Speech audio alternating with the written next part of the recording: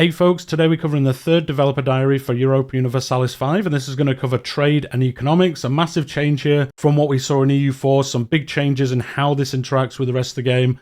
As they say here, they wanted to bring together production, buildings, trade, and prosperity into one living dynamic world, and I think that is what they've done. So really showing like how trade and how industry changed the world during this era. That's what they're going to try reproduce in the game. We have seen some information about this previously, so if you are new to the channel, do subscribe. There is a bunch of videos covering the earlier dev diaries that went into trade and how production works. But this is one dev diary bringing it all together into one overview, and they're going to start with production. Production is the bedrock of your nation's wealth. Every location in EU5 has a type of raw material it produces, and to gather that raw material, you'll need to have farming, hunting, mining, or some kind of extraction, or whatever else is used to get that out of the land itself. They call these raw material extractions as a resource gathering operation, or an RGO. That has been mentioned in a few dev diaries. As they say here, RGOs are staffed by a subgroup of commoners known as labourers. Positioned just above peasants in the social hierarchy, labourers form the backbone of the economy, and by working in RGOs, they produce certain things, and they also work in buildings, ensuring the steady flow of raw materials your nation depends on.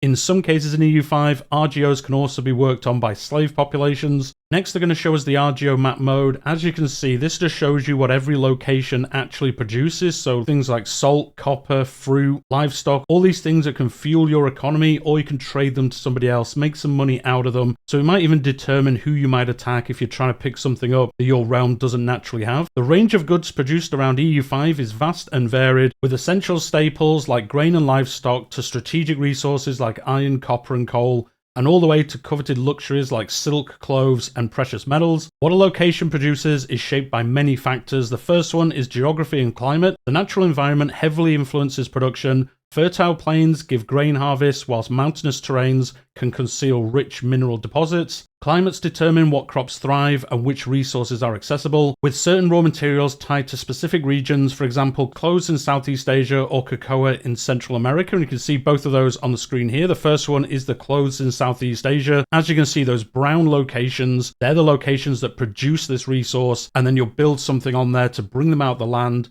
and then you can convert it to something else, or you can trade it, whatever you want to do, whatever you have the technology to do as well. And then the second example they talked about, cocoa in Central and South America. You can see that again on the screen here. All these different locations that will have it, and then you'll build up your farming or whatever to bring that out of the land and then trade it off. And obviously if you're landing here as Europeans or somebody else, you'll also take advantage of this as well. And for some historical context, many locations begin with outputs that reflect their historical legacy. A location famed for its winemaking will likely yield wine in EU5, while regions that hosted famous mines, such as those rich in gold or silver, will continue that tradition within the game. So if you think of famous gold mines in Mali, for example, you can see that on the screen here, they will be in the game as well. Obviously, some of these are not going to be exactly what was produced there historically, but as they mentioned, the historically famous ones, they have tried to recreate that in the game. Obviously, Mali, very famous for its mines in history. The next one they're going to show us are the Bohemian silver mines, and again, these are there historically, so they've recreated them in the game, and you're going to have a lot of money if you set that up correctly.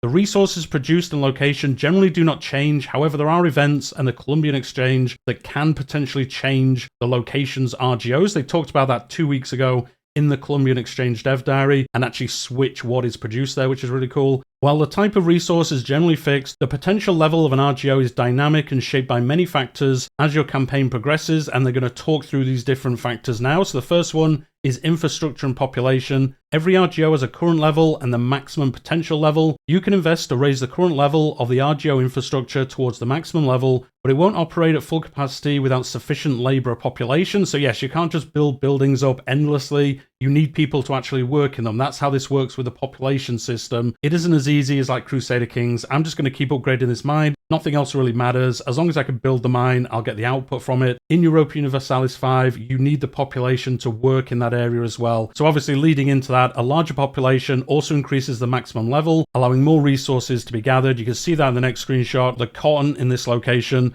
current employment is 23,000. That is because the RGO level is 23. Output per level 1.16, that is modified by a bunch of things. You can also see the available laborers in this location. So if you wanted to up it to 24, which you can't because it's capped out, but if you were able to by another 1,000, you would have another 1,000 laborers available to come work in there. Obviously, if that said 0, you'd be able to build it, but you wouldn't have anyone to work in it, so it'd be kind of pointless to do so. You can also see some information here they're going to talk about later, so we won't go over it too much. But you can see the cotton market here, how much it sells for, how much demand there is for it, how much there is in the local market, and how much that will make you. In this example, 26 cotton is sold every month for 56 gold. Again, they're going to talk about that later on, so we don't need to worry about it too much here. You can see on the left-hand side of this screenshot as well, all the different buildings. You can see some information around building roads, how much control they have, their proximity, how much money this location's making. And then that button where you can just see cotton, 23 out of 23. That is where you're clicking to see this. And then you'll be able to build up the RGO, or you can even reduce it. I guess if you build something up and then later it's not as worthwhile, you don't want your population working in there, so you might reduce it a little bit. The other factor that takes effect is development. A location's development directly affects how far the RGO can be expanded. Higher development means greater potential, and development itself grows over time through prosperity, cabinet actions, estate privileges, events, parliament, and improvements such as road networks. So once again, really showing how all these different features interact with each other. Last week's dev diary influences this week's. The dev diary we're going to get next week is going to be influenced by this one. Like, everything in this game seems to work together. Now, hopefully it works correctly, because if it does, this game's going to be so awesome. How all these things interconnect and how they interact with each other. You can see in this example, the development of 57 has the following effects, and you can see this massive list of effects. Maximum RGO size, building cost, population capacity, supply limit, occupation time, institution growth, character life expectancy, all these different things that development is affecting in the game. So you are trying to get that higher and higher. But again, really cool to see how development affects so many areas of the game, and you are going to want to get that as high as possible if you can. And then another factor that can affect your production is devastation, war, rebellion, natural disasters, or instability reduce productivity. A devastated province will underperform compared to a nice, stable one. And then local modifiers. Some locations feature unique modifiers tied to geography, culture, or history that enhance or alter production. You can see this here, a city for the Mamluks, and this has fertile Nile Delta, rice output plus 25%. So on top of the modifiers this would have anyway for rice production, this is a special one because it is the Nile Delta, very famous for how fertile it is. So this location has a special modifier, really leaning you into building that rice output. And then again, you can feed your population with that, or you could trade it away, which they are going to talk about later. Another thing that can affect it is the location rank. So transitioning from a rural town to a town or city decreases the maximum RGO size, because obviously the city is taking up some of that location, so it isn't as open for you to be doing some resource gathering, reflecting urbanization's shift away from raw resource extraction, as we were just saying. Another thing that has a major effect on it is technology, obviously. Advances in agriculture, mining, and manufacturing boost output. Certain advances are tied to specific goods output. For example, the slitting mills advance in the Age of Reformation increases iron production by 66% nationwide. Many other advances increase maximum size of RGOs throughout your nation. You can see that example here. Slitting mills, iron production, 66% better, as they said, and that will ramp up the production of iron, which is going to help you in many, many areas. Again, as it happened historically, with all these new technologies coming in, really increasing how productive areas could be. The next thing that affects it is literacy. Higher literacy amongst laborers in a given location increases the potential size of resource gathering operations. Again, they're just smarter, so they could do it more efficiently, I guess. The last one they're going to mention here is buildings. They're going to go into more detail around this in a minute, though. Infrastructure such as windmills can improve output of specific goods, like boosting wheat and rice production in agricultural locations. There are also buildings that produce raw materials such as sand pits and salt collectors. You can see here the sand pit building type. So obviously you build this on sand and then you can extract it out and again sell it or use it if you want to. Together these systems ensure that resource production in EU5 is not static but evolves constantly throughout your gameplay as your nation grows, your technology increases, and challenges are faced. And again, as I said, they are going to talk about buildings in a little bit more detail. So buildings are instruments through which you shape your locations and unlock the full potential of your realm. In EU5 they are far more than simple upgrades. Each structure serves a distinct purpose, influencing production, resource output, trade, and the character of your locations in meaningful ways. These buildings can be categorized into several types, and they're going to show us these here. So the first one is basic industry and raw material buildings. These buildings directly create goods by using other goods as inputs. For example, tool guilds create tools from iron, or a printing shop creates books from lead, paper, lumber, and dyes. These buildings become better with further advancements over time, such as the tools guild becoming a tools workshop and eventually a tools factory. As mentioned earlier in the dev diary, some of these goods the buildings produce also extract resources, whilst others are far more complex and can be only produced in certain buildings. So you can see the tooltip here for the tool guild. These buildings are the only way to produce tools until the Age of Reformation, where you get different ways to do it. You can also see here the different production methods. Some materials you can make in different ways. So in this example, you can see it's probably copper, tin, and then copper and some other material. But there are different ways you can use this. And as you can see, the output is different depending on which one you use. And as we've seen with previous dev diaries, certain nations have special versions of these to make them more and more efficient than other nations in making certain materials. I'm sure they'll show us some examples of that as we go through this. The next type of building is an infrastructure building. These are a type of building that increase goods output, population capacity, disease resistance, proximity cost, or development gain. Examples of these are the irrigation buildings or hospitals, and they are going to show us the irrigation building. These are a great way to increase production capacity in locations with a river flowing through them. Obviously, you need a river for this to work, so that's where you can build them.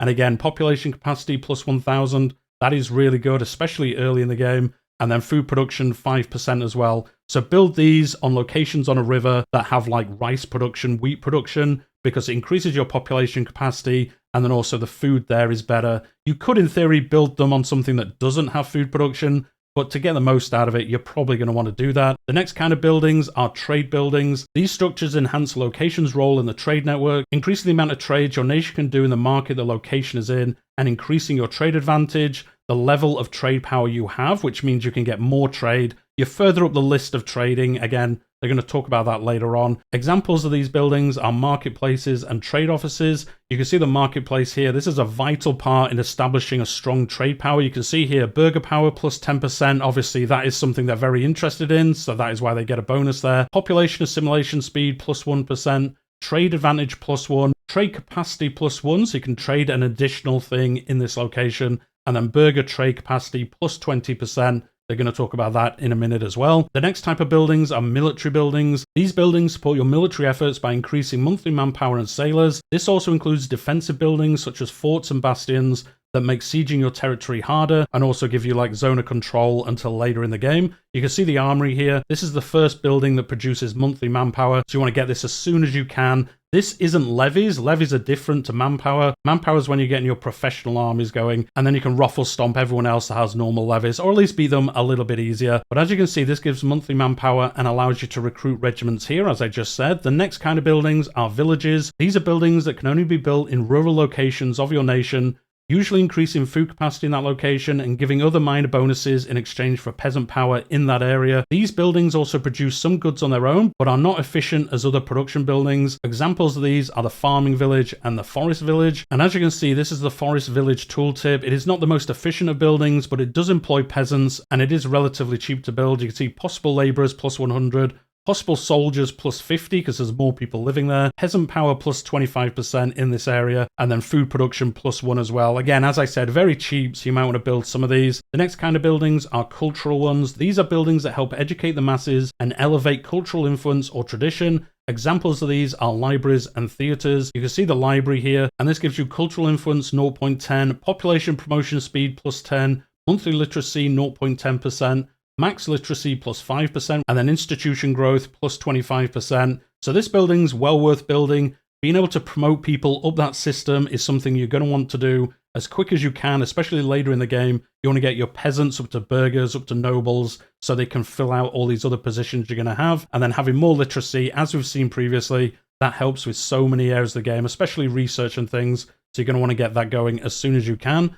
The next kind of building is religious buildings. These are buildings devoted to religion in your realm and power the clergy class. Examples are temples and cathedrals, and they're going to show us temples here. These are a great way to increase control in urban locations. Max literacy for clergy plus 5%, max control plus 5%, unrest minus 2.5%. So yes, very good for control, helping you with unrest, and then also some literacy for your clergy.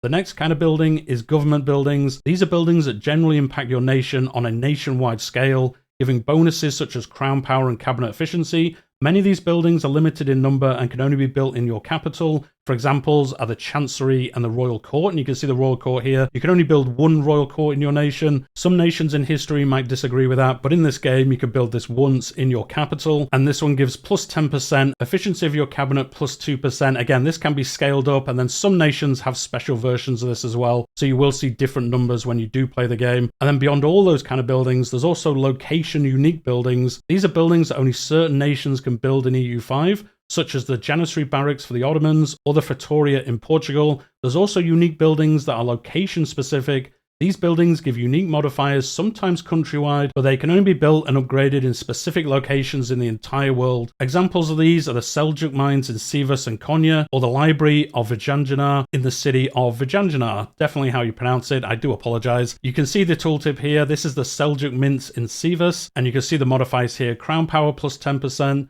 local proximity score plus 5, monthly development growth 2.5%. So these are fantastic buildings, but again, they are limited to just 2 locations for this one. So although they have good modifiers, you can't really spam them out. Again, this is a Paradox game. They're not interested in allowing you to modify stack. We all know that when we're playing their games. And then as I mentioned earlier, many buildings will upgrade over time depending on advances in research, and some buildings will fit many of these roles in one building, so like amalgamation buildings. Such examples are the dock, which gives you soldiers for your navy, as well as reducing proximity costs through the port. And you can see that here, the dock, a naval building, proximity costs, as I just mentioned, monthly sailors, shipbuilding capacity plus 1, harbour capacity plus 10%, can build ships here. So there are some buildings that do multiple different areas, but a lot of them are specialized in certain areas. And again, there are some special buildings for some nations that do a whole bunch of things as well. Deciding which building to construct in location is an important decision guided by the broader direction of your empire. A nation striving for economic dominance will naturally favor structures that help in one area, whilst those seeking military supremacy or religious unity will pick things obviously that match that kind of idea. These decisions are never made in isolation, as every building comes with an upfront cost and then ongoing maintenance that can be balanced against the strength of your treasury. So as I said earlier, you're not going to be spamming these buildings out all the time. All the different buildings you can build is going to vary depending on what you're trying to do. Maybe you're playing as Portugal, you want to build trade-related buildings, you're going to play a lot of trade in that game, or maybe you want to play something different. Maybe you want to attack Castile, go into Iberia, really take that area over. So maybe you'll focus more on the military side, or maybe you do a mix, make some money from trade. That helps with the military. So there's so many different ways you can play this out depending on what kind of buildings you build. But let's get back to the buildings. Progress and innovation also play a central role. More advanced buildings only become available after key technological breakthroughs, rewarding innovation and literacy. So you can see in this example, this is the paper guild. It can ultimately be built up to a paper factory with the 4 different steps there. As you unlock technology, you can make this better and better. At the same time, access to the right raw materials is essential, as many buildings require specific resources to be constructed in the first place and need goods in order to function properly. We've talked about this previously, but you can see an example here. This is the hospital in Mysore. This hospital is operating at 83% due to the lack of mercury. You can see that here, using hospital needs. So that is how efficiently it runs. As they said here,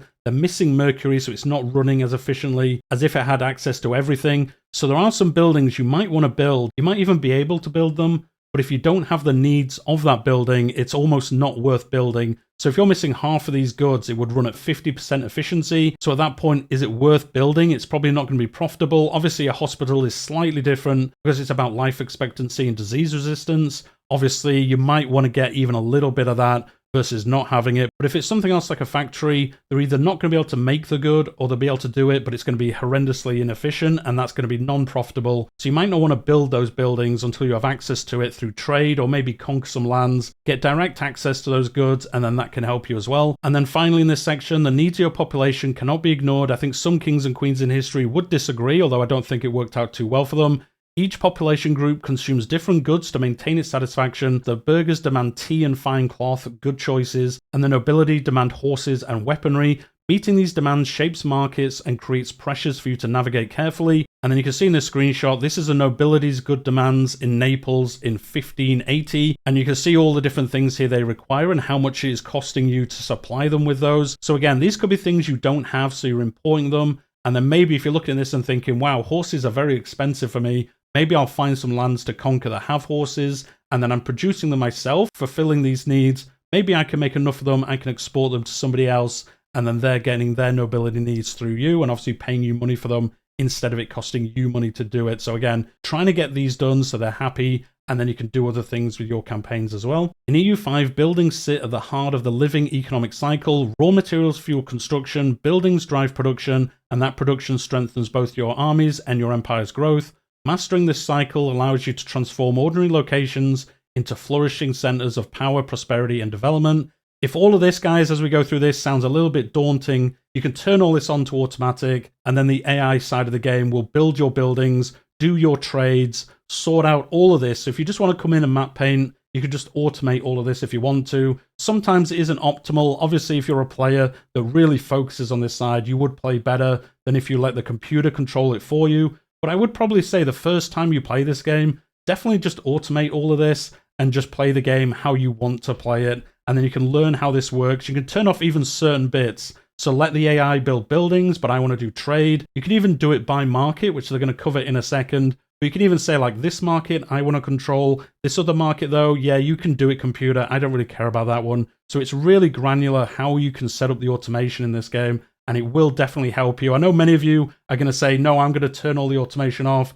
I want to do everything. But I would recommend the first few times you play this game, probably automate some things. Maybe not the buildings if you do have some knowledge. But if you are coming to this game new, do turn that on. There's some good tutorials at the beginning that talk you through it. So you will learn how to pick this up, but it is there as like a little crutch, not in a bad way. So you can kind of learn it as you do play other areas of the game. The next thing, as I just said, is going to be markets. EU5 is the first title in the series with dynamic flow of goods between ever-changing markets. Markets expand and retract based on their market attraction. Goods flow dynamically between market to market depending on trade range, and trades being done between nations with trade capacity in those markets. And in the first screenshot here, you can see the market map mode in 1337 for Europe. And you can see all the different ones here: Lubeck, Riga, Kiev. You've even got Venice, Dublin, all these famous trade areas. And then the next screenshot they're going to show us is in 1798. As they said, these are dynamic. They do move around depending on how powerful they are, and you can see the difference between the two of them. I'll put them like next to each other as well so you can see the difference, and you can see depending on what you do, depending on what other nations do, this can be affected, and that affects the flow of trade, how things trade, where they trade through. You can also do embargoes, which affect things as well, where it might reroute a trade through somewhere else to try find the best way through. When I did my campaign of Scotland, I even set up a new trade market in Scotland and then gradually took over the Dublin and London ones. And then ultimately Great Britain was this Scottish trade centre instead. It's really fun how you can play this out. If you just want to play this game for trading, you could almost just do that. Just play a tall nation and then just do these trade things where you take over markets, and then that helps you. You can get a bunch of money through that. It's a really fun way to play it. And then markets themselves, they are where goods are bought and sold. Each market is anchored by a market center. This is located in a specific location, but its reach can expand to other locations based on the market attraction and market protectionism of the market owner. And these aren't, as we saw in those maps, specific to certain countries. You don't just get like the English market, the Scottish market, the Irish market, and it stays within the borders. These spread, they aren't realm specific. They do spread over different areas, and that is like a whole nother side of the game, as I just said.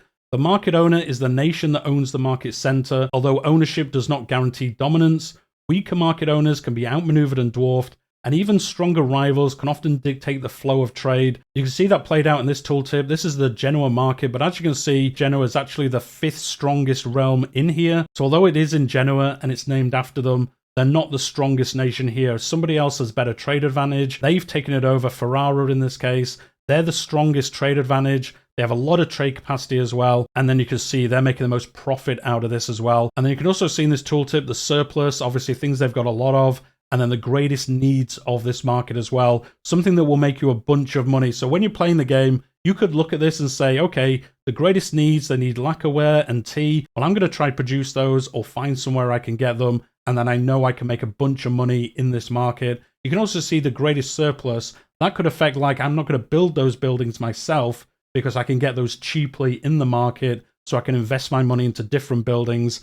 And that's like the game you're constantly playing. But as it said, it is dynamic. So you might think that, and then in 10 years, something happens and all this changes, and that could mess up your trading and things like that, like how you set up your realm. If you are very focused on picking certain things up from the market and then they disappear, you might get caught out and have to deal with it some other way. Each market assigns a unique price to each good, anchored to the selling price at the market center. This price is directed by the balance of supply and demand. Scarce goods with high demand can climb up to 500% of their base cost, while oversupplied goods with little demand can fall to minus 90% of their base cost. Over time, prices adjust towards the target price, the predicted value based on the shift of supply and demand within that market. Because no two markets are identical, the same good can carry vastly different values across regions. So yes, you could have one region like England where wool is very cheap because it can produce a lot of it. But then if you go to another region, maybe some area in Africa or Asia or something where they don't have that production, the the price of it will be different in that area. Even two next to each other can be vastly different depending on what kind of production or trade they have. You can see an example of that in fish here. Current price is 0.22. The monthly change is 0.002 higher.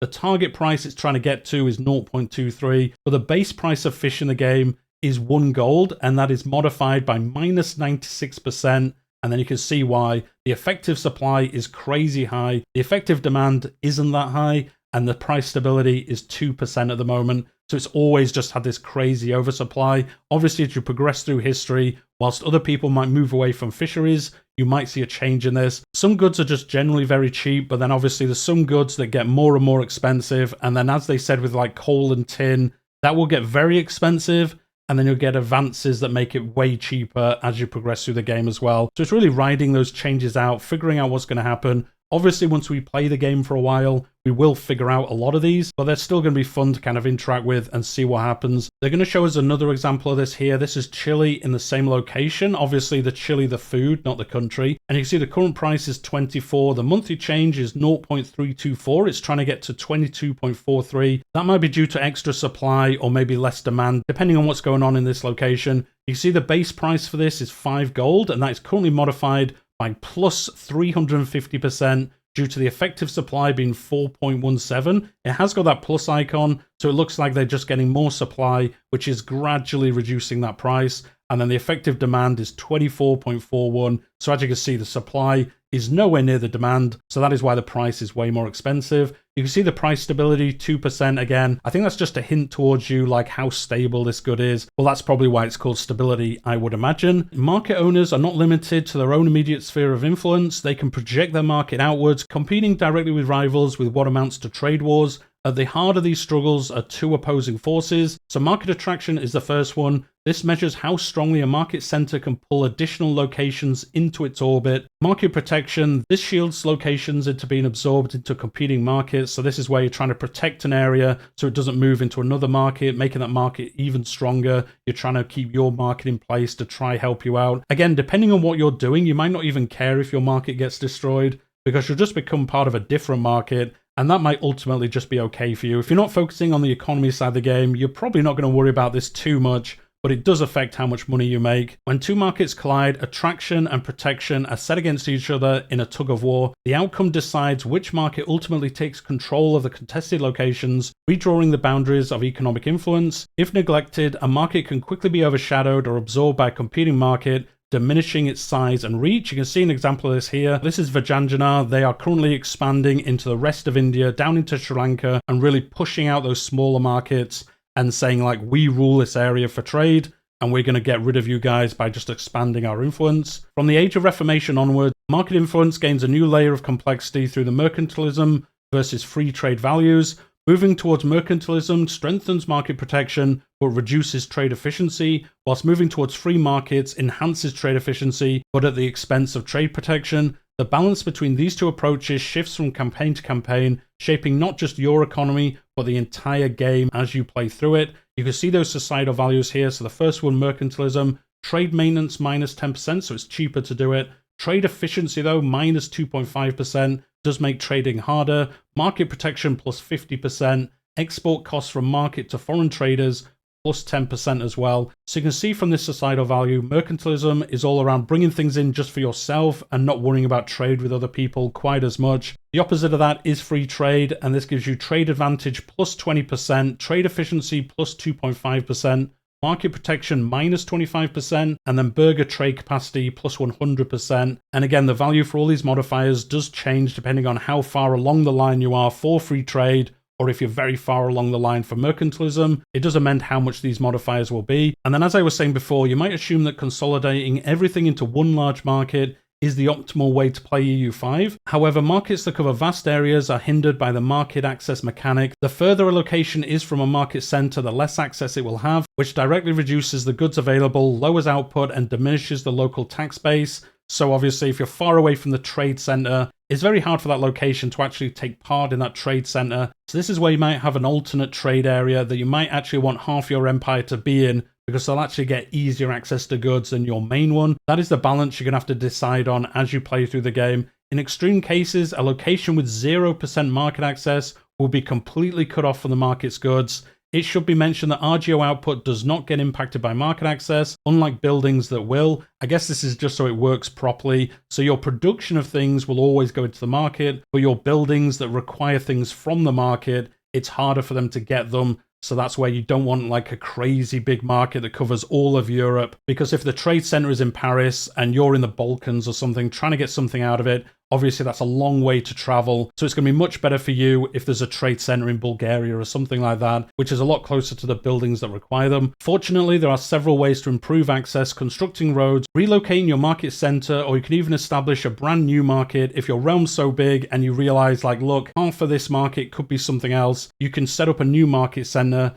and then that will make its own market as well. Obviously, you will have to invest in that so it doesn't get taken over immediately, but you can do that if you realize some areas of your empire don't have access to certain things. And this is showing you the markets that are currently active in this game. And then, as they say, the darker areas around the edge really of those markets, that is where the access is lower. So those ones might be actually better moving into a different market, or you invest in buildings that can help you with that. You can see an example of this, the pest market in Kratovo. Market access is currently 46%, so this is causing problems because you're not able to get everything that you need. The transportation distance to market is that modifier, minus 53%. A location's market access can be found on the location screen. You can see a very bad example of this in the next screenshot. This is in the Oslo market, and you can see transportation distance to market, minus 100%. So they can't get anything delivered to them. Zero market access. So in this example, you're going to have to figure out if you want to move this into another market if it's possible, or even set up your own. As they said earlier,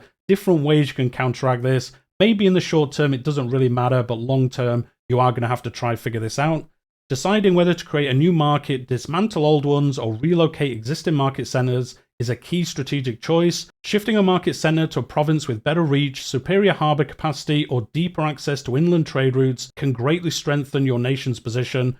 Alternatively, emerging powers may establish entirely new markets to seize control over the flow of goods, a decisive step that can form the foundation of a thriving and independent economy. So obviously you can come in, set up your own market, and if you're strong enough, if you've got the requirements to do so, you can push out into the realm there and take over the markets yourself. The next thing they're going to cover is trade. Simply put, trade is the movement of goods between markets. Goods are produced in one market and sold in another, either to generate profit or to alleviate shortages by supplying a destination market with the resources it doesn't have access to. So you can see an example of this in the screenshot. A lot of information here. Again, if you're coming into the game new, this might be a little bit daunting for you. You can see all the different trades that are happening, how much is being traded, and then how much of the trade capacity that is using. That is the right-hand column. You can see the top one there using 6 of their capacity. Some of the other ones not using quite as much, again, depending on how much trade that realm needs. Trade profit in EU5 is determined by the price gap between these markets. The difference of what a trade goods for in the exporting market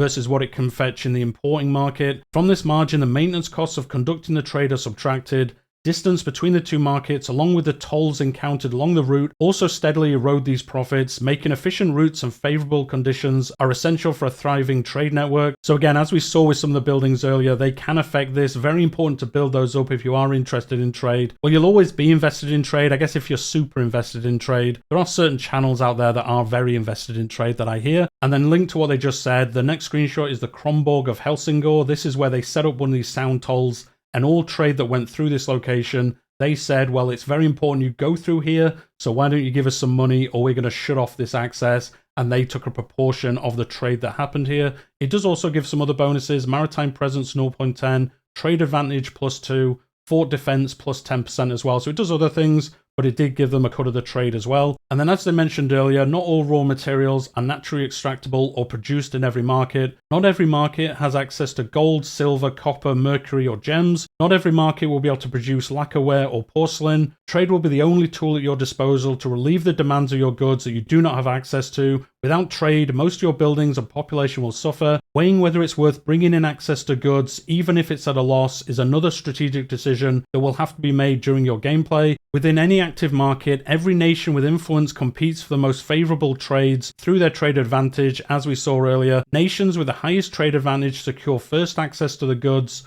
or the exports out of this market, whilst those with little advantage are left with the scraps. Trade advantage can be increased by investing in buildings like the marketplaces, strengthening your maritime presence, or controlling more locations within the market. So it's really like a first come, first served almost. the person that's got the most advantage, they take everything they want, and then whatever's left out of that goes to the second person, and then the third person, the fourth one, for each good that is accessed there. So that is why, even if you're not being a trade empire, you do need to invest in this a little bit, otherwise you might find yourself getting starved out of food and things like that. You see the trade advantage tooltip here. So the trade advantage of over 1,000 is due to the following reasons: owned locations plus 860, maritime presence plus 204. So this is why maritime presence is a very important modifier as you play. And then buildings in foreign locations, that's mostly, I think, for building based countries, but there are some countries, I think, if I remember correctly, that do have access to buildings that you can place in other countries, and then that increases your trade advantage in there. I'm sure there was some around Portugal. Somebody can let me know in the comments down below. Once established in a market, nations can engage in trade according to their trade capacity, representing the volume of goods they're able to import or export. The more trade capacity you have, the more trade your nation can do. This can be increased through buildings, advances, and estate privileges, as we've seen through all these different dev diaries.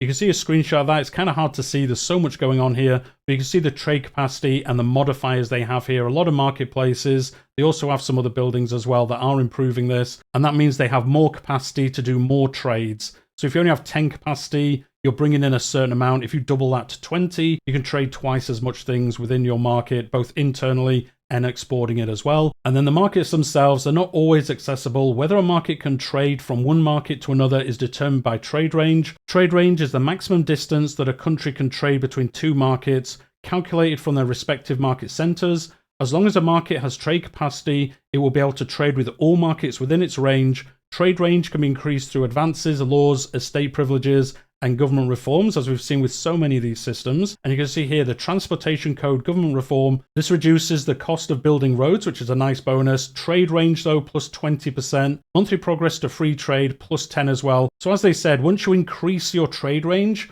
ultimately you can trade with a bunch of different markets, pick up the cheapest goods from the market that is the cheapest version of it. But at the beginning of the game, you're going to have to trade things like between different markets, and that is going to be way less efficient. So you're going to try and increase this as you go through the game, making your trades even more efficient as you do so. In EU5, trade is not conducted solely by nations, however. The burger class also engages in independent trade within your nation, moving goods to alleviate shortages within their own locations. The scale of this activity grows with the size of your burger population and can further be expanded through estate privileges such as the burger trade monopolies. However, you have got to keep in mind, granting these privileges comes at a cost, as it reduces your nation's own trade capacity in exchange for greater trading from the burger class. So they will decide what happens with your trading. If you only have a certain trade capacity, they could ultimately take over all your trade capacity, and then you as the ruler can't do anything about it. You can see the trade monopolies estate privilege here. Trade capacity minus 25%, burger trade capacity plus 100%. So you have less capacity and you're giving control of it over to the burgers. Now, there could be reasons why you do this. Obviously, some events might force this on you, but there's also other reasons that you might do this if you want to do so. It isn't necessarily a bad thing, although ultimately you probably want to keep hold of this as much as you can. And then to end this dev diary, the economic system of EU5 is designed to be dynamic, interconnected, and deeply strategic. I will say, as we've gone through this dev diary, you can see how interconnected everything is here and all these different ways you can play this system out. From the resources extracted by laborers, shaped by your geography, from the buildings that can transform locations into centers of prosperity, and the markets that bind countries together in trade and rivalry, every decision you make will influence the flow of goods and the fortunes of your people. Mastering the balance between production, markets, and trade is not just about wealth, it's about power, influence, and the ability to shape your ambitious destiny. But let me know what you think about this. A lot of information here, as always. I'll leave a link to it in the description down below so you can read through it, look at the tooltips a bit easier, all those kind of things. But let me know what you think. I think this looks fantastic. As I've said, if it looks very daunting to you, you can just automate this, let the computer decide what's going on with buildings, your trading, and you can just get on with your warfare. You can also go the other way though. You can actually automate your warfare and your diplomacy. So you'll just be sat there doing all the trading, and then the game's almost playing itself outside of that. You're probably not going to do that, but it would be very interesting to see how that plays out. This area of the game, very, very interconnected, as I said, to everything else, all around your population, your building, your warfare, your trading, your resources, what's going on in your realm, your estates, all these kind of things as well, your advances. So many areas of this game, as we've seen, work together, and if one of them falls apart for your realm, you might see issues elsewhere. But let me know what you think about it. Hit that like button if you've enjoyed today's video. I'm covering all the news around EU5, all these dev diaries, all the Tinto flavor and Tinto talks. If you are new to the game, I think I've got over 100 videos covering all the news around this game, all the information we've been given so far, so do subscribe to the channel. A bunch of things for you to see here, and obviously as we build up to release there's going to be more and more information as well. I also cover Crusader Kings 3 in a very similar manner, so if you enjoy that game and you enjoy my kind of videos, I'm covering that as well. But we'll leave it there for today, and I'll see you all next time.